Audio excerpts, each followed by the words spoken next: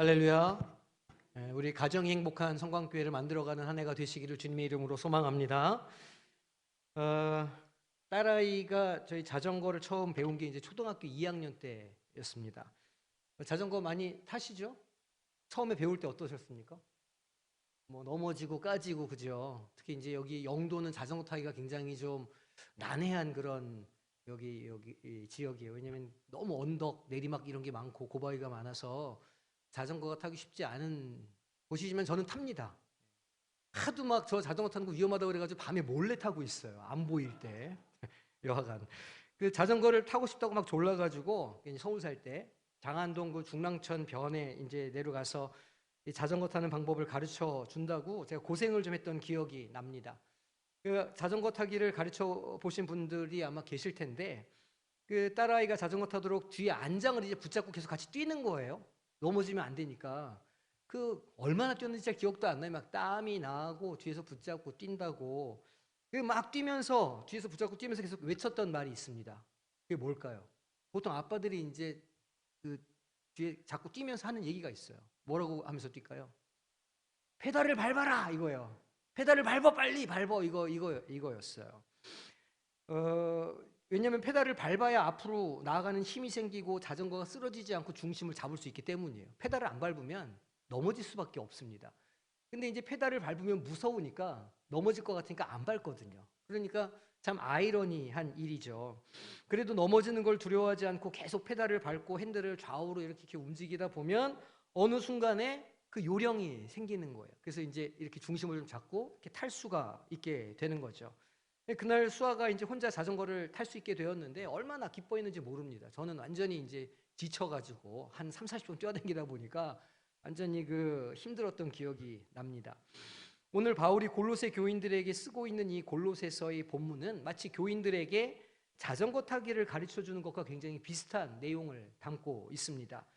그러니까 신앙생활을 어떻게 계속 유지하고 잘 할 수 있는지를 설명해 주고 있는 거예요.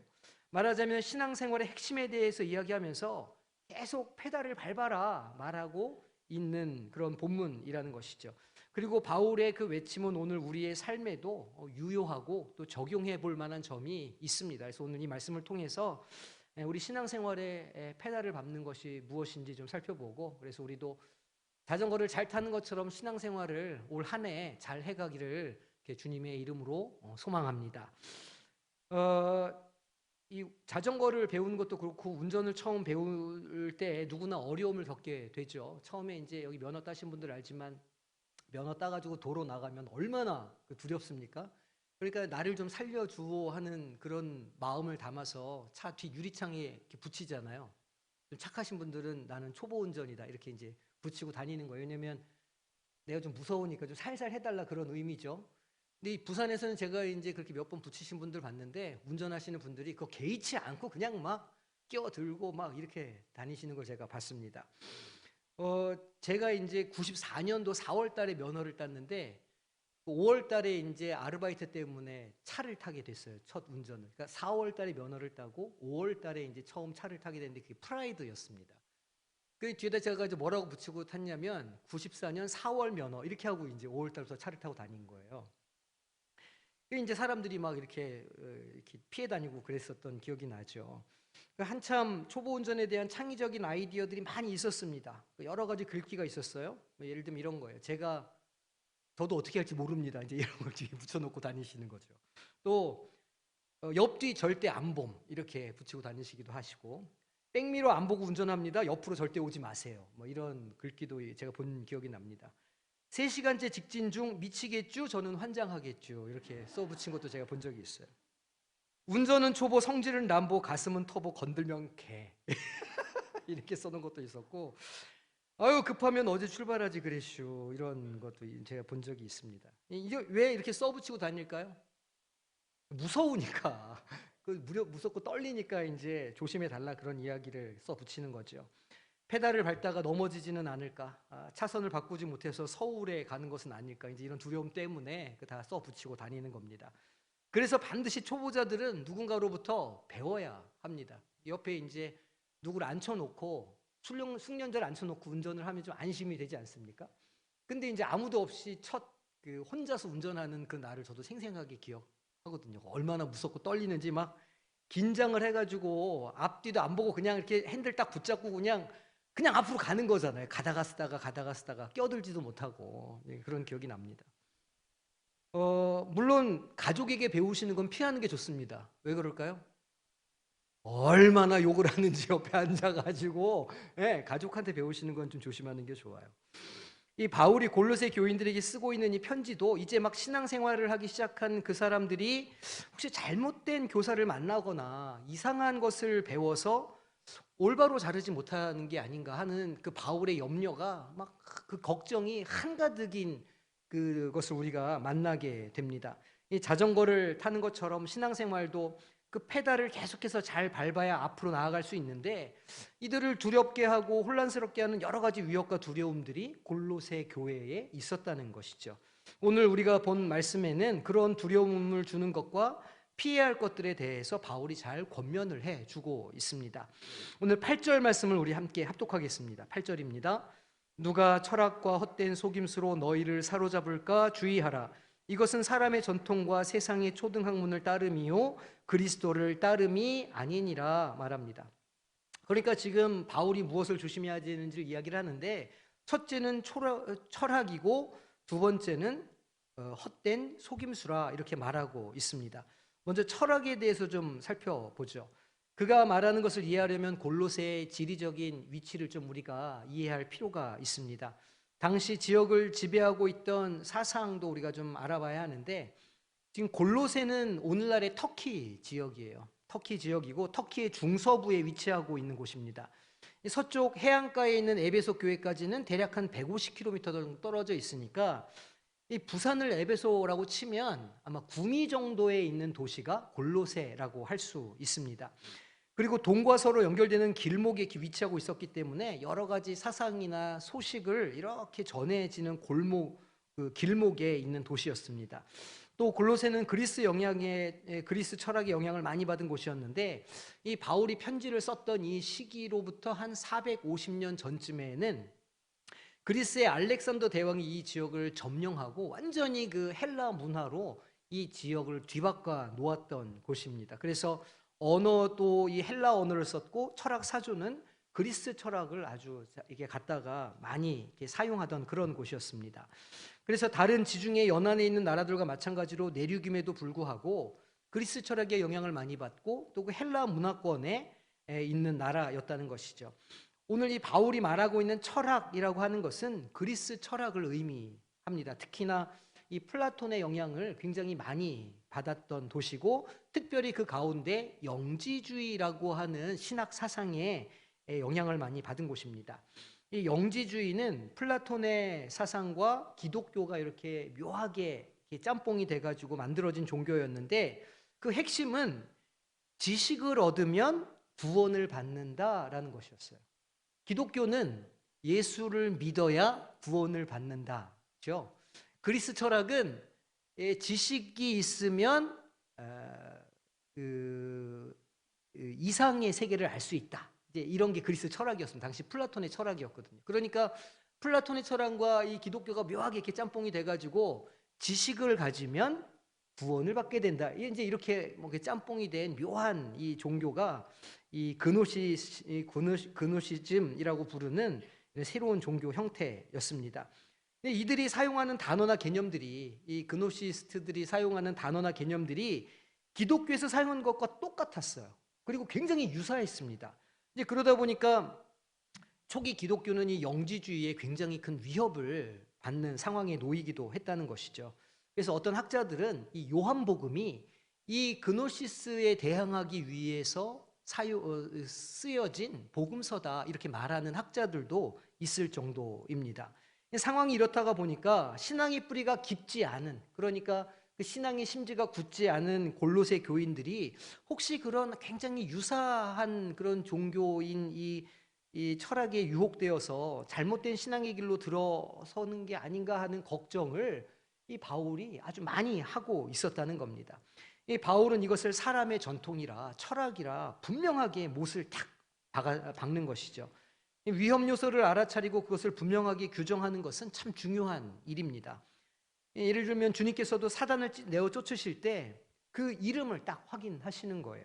내 이름이 무엇이냐? 내 군대 귀신입니다. 이렇게 이름을 파악하시고 군대 귀신아 나가라. 이렇게 이제 하실 때 그것이 제압되는 것을 우리가 성경에서 볼 수 있습니다. 주님은 그 악한 것을 정확하게 규정하셨고 이름을 불러 쫓아내시는 것처럼 이 바울도 골로새 교회를 혼란스럽게 했던 그 원인과 이유를 정확하게 파악을 했던 겁니다. 그것이 바로 영지주의라 그노시즘이라는 것을 분명하게 알고 그것의 이름을 딱 찍어서 이것을 조심해야 된다 그렇게 말하고 있던 것입니다. 영지주의가 사람의 전통이나 철학이기 때문에 피해야 한다고 분명하게 이야기를 합니다. 만약 바울 사도가 이 문제를 모호하게 지적했거나 제대로 된 정의를 내리지 못했다면 그게 잘 분간이 되지 않아서 굉장히 많은 골로새 교인들이 이 영지주의에 물들 수도 있었을 것이라 이렇게 생각합니다. 두 번째로 바울이 조심하라고 주의를 주는 것은 헛된 속임수라 오늘 본문이 말하고 있죠. 이 헛된 속임수를 보고 세상의 초등학문이라 그렇게 지금 바울 사도는 정의하고 있습니다.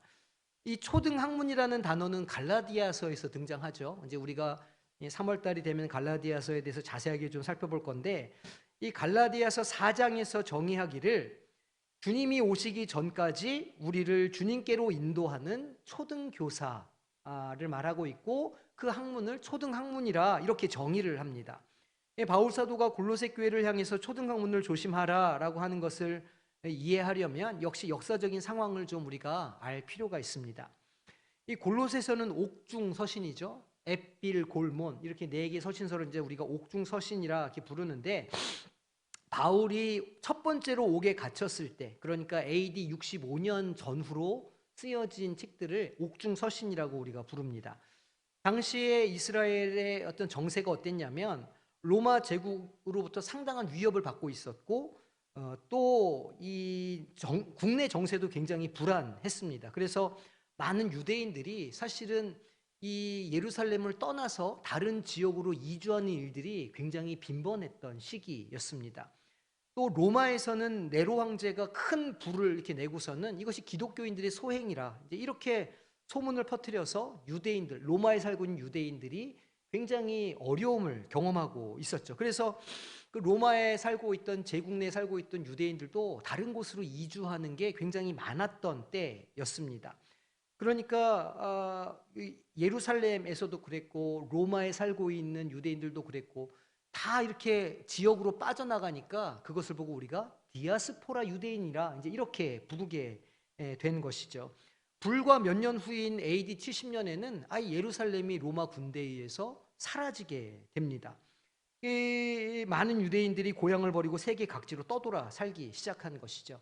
그때 사라진 이스라엘이 다시 오늘날의 나라로 만들어진 것은 2000년이 지난 1948년 5월 14일입니다. 그러니까 2000년 동안 이들은 나라 없는 그런 민족으로 살아가고 있었다는 것이죠. 여하간에 이 디아스포라 유대인들은 전 세계에 흩어졌고 각 지역마다 자신들의 회당을 세우고 그 회당을 중심으로 살아가기 시작했습니다. 그 말은 바울이 옥중서신을 기록했을 그 당시에 또 그것을 읽을 많은 사람들이 그 이미 디아스포라된 유대인들 사이에서 살아가고 있었다는 말이에요. 골로새를 포함한 소아시아 지역에도 많은 디아스포라 유대인들이 들어왔다는 것을 말하고 있습니다. 그리고 그렇게 유대계 기독교인들이 들어온 교회들마다 유대인들이 들어온 교회들마다 혼란을 겪게 되었다는 것이죠. 어떤 혼란이었을까요? 초기에 사도행전 15장에 기록되어 있는 그 문제였습니다.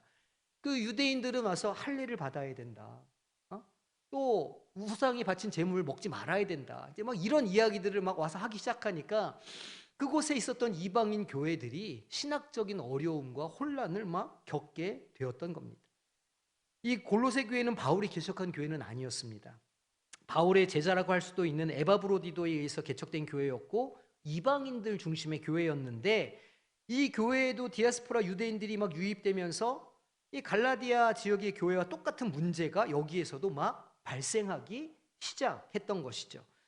게다가 이 골로새 교회는 바울을 직접 경험하지 못했던 어린 새싹과 같은 그런 초기 이 교회였습니다. 개척교회였다는 것이죠. 그래서 바울은 이 8절에서 철학과 헛된 속임수로 너희를 사로잡을까 내가 너무너무 걱정이 된다라고 말하고 있는 겁니다. 이 8절의 말씀은 한글 성경으로 보면 굉장히 단순한 문장이죠. 철학과 헛된 속임수로 너희를 사로잡을까 주의하라 이렇게 되어 있는데 이 원어를 보면 굉장히 재미있는 표현입니다. 왜냐하면 이 사로잡다라고 하는 표현이랑 회당이라는 말이랑 굉장히 비슷합니다. 사로잡다라는 말은 실라고그 이렇게 말하고 회당은 시나고그라고 발음해요. 실라고그, 시나고그. 그러니까 지금 바울 사도는 사로잡힐까 주의하라 이렇게 말하면서 사실은 중의적으로 회당을 조심해라 이렇게 지금 표현하고 있는 문장이기 때문이에요. 바울은 막 시작된 새싹과 같은 그 교회가 앞으로 있을 그런 위험들을 피해서 계속해서 예수 그리스도를 향해 달려가기를 지금 간구하고 그렇게 있는 겁니다. 제가 이제 수아에게 자전거를 가르친 표현을 빌려 말하자면 그 성도들에게 계속해서 페달을 밟아야 한다 말하고 있는 거예요. 그럼 바울이 말하고 있는 신앙의 페달이 무엇일까? 우리가 그거 좀 살펴봐야 할 겁니다. 본문 6절과 7절 말씀 우리 함께 읽어보겠습니다. 6절과 7절입니다.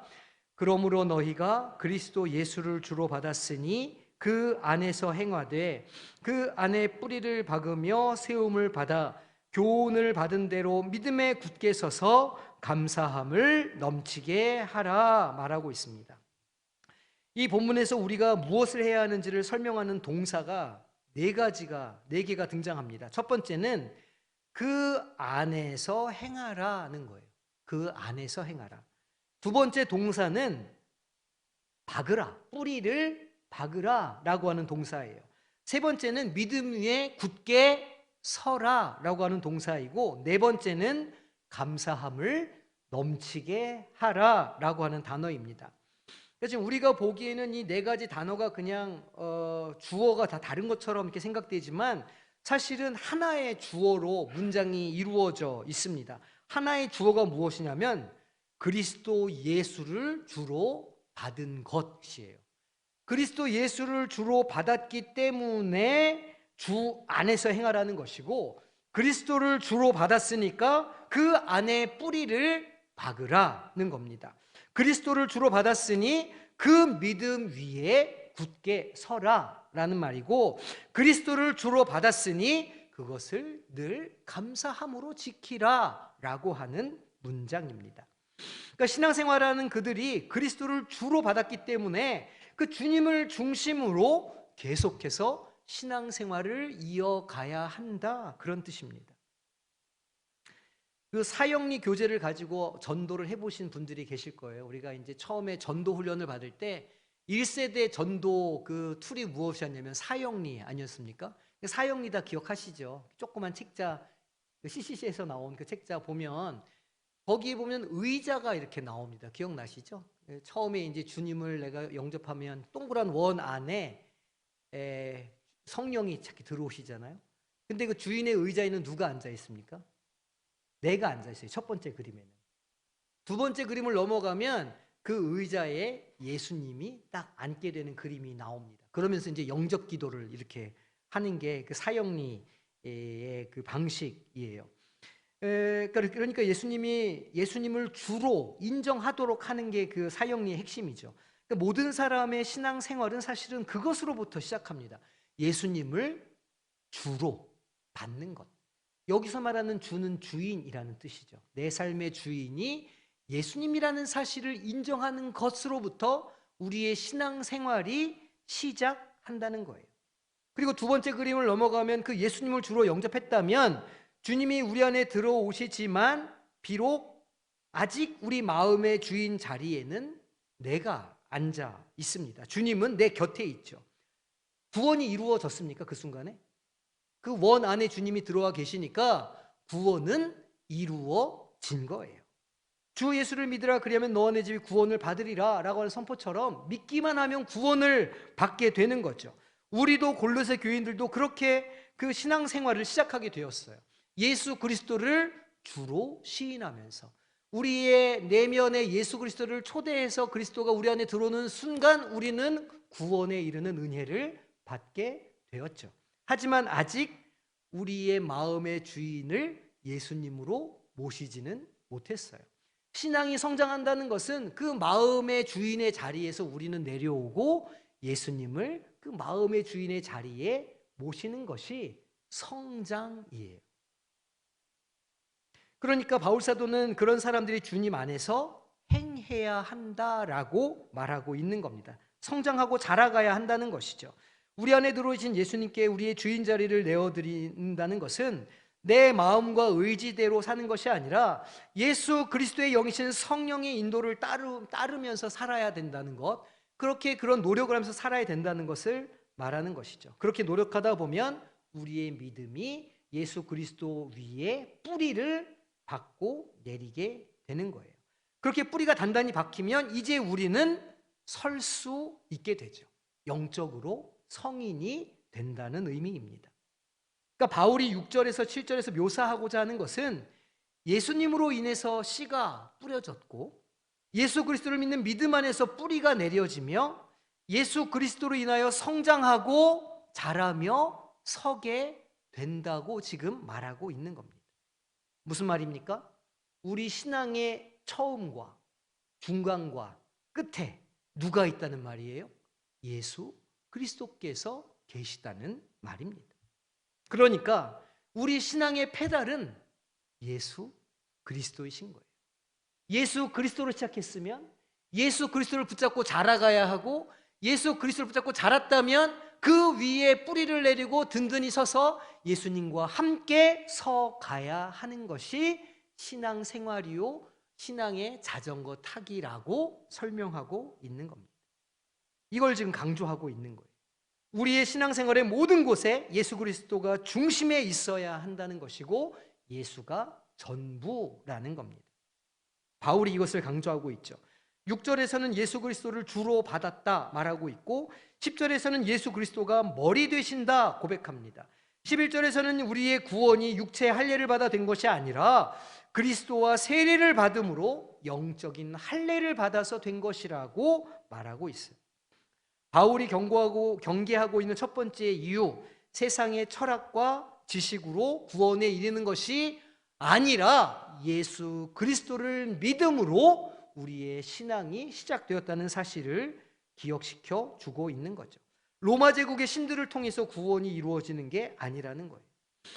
남들은 다 비웃었겠죠. 왜냐하면 로마가 온 열방을 다 통치하고 있고 그 딱 끼어진 이그나티우스 길마다 로마의 전차들이 지나다니고 로마의 군인들이 지나다니는 시대를 살면서 팍스 로마나라고 하는 시대를 살면서 그 땅에 사는 많은 사람들은 와, 로마의 황제가 진정한 신이구나 라고 생각했을 겁니다. 그렇지 않겠어요? 매일 눈 뜨면 보는 게 로마의 군대요 황제의 호위대였을 것인데 어떻게 그런 생각을 안 했겠습니까? 하지만 바울은 그 눈에 보이는 게 다가 아니라 말하고 있는 거예요. 남들은 다 비웃는 그 참혹하며 미천한 십자가의 죽음이 거대한 로마 제국과 권세를 넘어서 구원을 이루는 것이라고 분명하게 진리를 말하고 있습니다. 12절 함께 우리 합독해 보겠습니다. 너희가 세례로 그리스도와 함께 장사되고 또 죽은 자들 가운데서 그를 일으키신 하나님의 역사를 믿음으로 말미암아 그 안에서 함께 일으키심을 받았느니라. 할렐루야. 사실 오늘 우리도 마찬가지 아닙니까? 우리가 눈을 뜨고 보면 미국이라고 하는 커다란 팍스 아메리카나라고 부르는 시대를 우리가 살아가고 있어요. 그러니까 어떻게 해서든지 미국에 좀 붙고 미국의 힘을 빌리고 미국의 군대가 좀 주둔하고 그래야 우리가 산다고 말하는 시대를 우리가 살아가고 있다는 말입니다. 그것이 절대 권력인 것처럼 보이고 그게 절대 힘인 것처럼 보이지만 바울은 우리에게 말하고 있는 거예요. 그게 진정한 신이나 힘이 아니라 진정한 힘은 예수 그리스도의 십자가 죽음과 부활이다라는 겁니다. 다들 비웃고 끝났다고 말하고 핍박하고 그리스도인들을 잡아 죽이는 시대였지만 그 약한 것이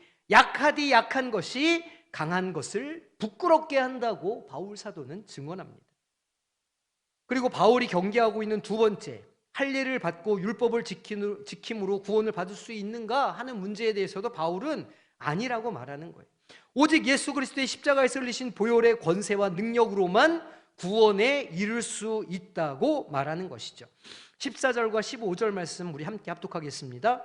우리를 거스르고 불리하게 하는 법조문으로 쓴 증서를 지우시고 제하여 버리사 십자가에 못 박으시고 통치자들과 권세들을 무력화하여 드러내어 구경거리로 삼으시고 십자가로 그들을 이기셨느니라. 아멘.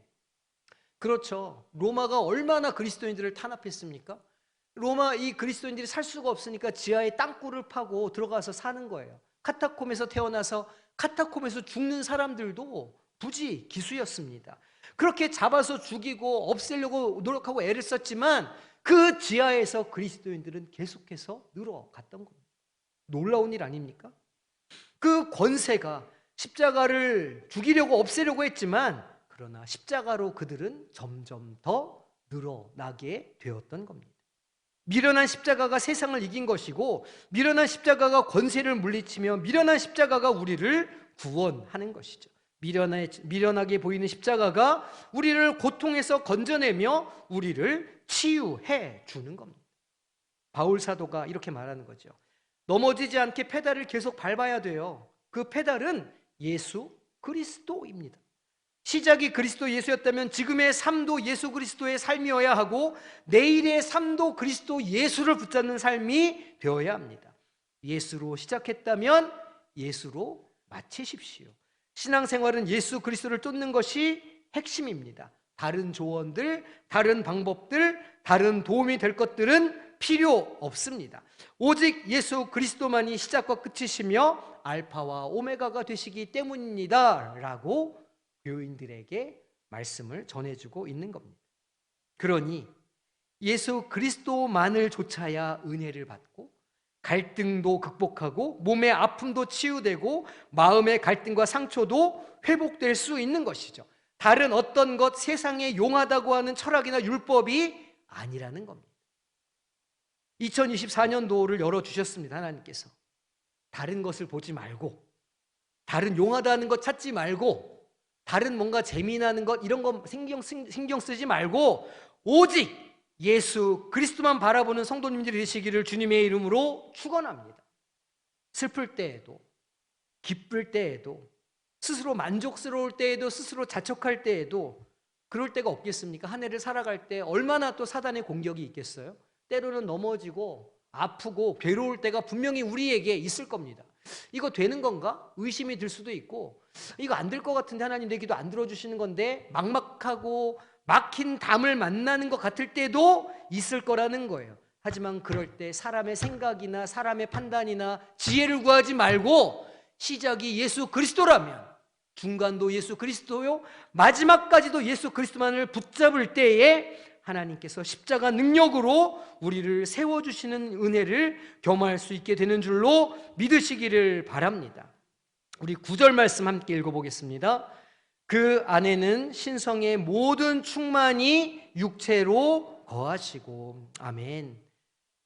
나는 죽고 예수로 사는 삶이야말로 처음과 과정과 마지막 결론까지 다 예수 그리스도로 사는 삶일 것인데 내 안에 예수로 사는 삶은 내 안에 모든 신성한 충만이 우리 안에 충만한 삶이라 오늘 말씀하고 있습니다. 무슨 말입니까? 예수의 생명이 내 생명이고 예수님의 권세가 내 권세고 예수님의 능력이 내 능력이며 예수의 고난이 내 고난이요 예수님의 눈물이 내 눈물이요 예수님의 기쁨이 내 기쁨이고 예수님의 부활이 내 부활인 삶인 줄로 믿으시기를 바랍니다. 그 영풍문고 베스트셀러 목록을 오늘 살펴보니까 1등은 무엇이었냐면 마흔에 읽는 쇼펜하우어가 요즘에 1등하는 책이더라고요. 그리고 이렇게 30위 안에 있는 책들을 쭉 보니까 대부분이 어떤 책이냐면 이렇게 사는 게 행복한 삶입니다 라고 하는 자기 개발서 책이에요. 전부 다. 그러니까 사람들이 다 넘어질까 두려운 겁니다. 24년도 살아가야 되는데 경제는 어려울 거라고 하고 위기가 있다고 하고 막 사방에서 그런 암울한 이야기를 막 하니까 사는 게 걱정이 되는가 봐요. 그래서 내가 올 한 해 어떻게 살아야 되나 어떻게 희망을 찾아야 되나 막 책들에서 찾는 겁니다. 그거를 어떻게 내가 행복해질 수 있지? 어떻게 내가 만족할 수 있지? 이러는 거예요. 그런데 세상에는 그 붙잡아 줄 것이 없는 겁니다. 그거를 아는 것이 지혜가 아니겠어요? 정말 넘어지지 않으려면 예수 그리스도를 붙잡아야 하는 것이죠. 그런데 그 말이 예수님께 잘 보이는 삶을 살라는 게 아닙니다.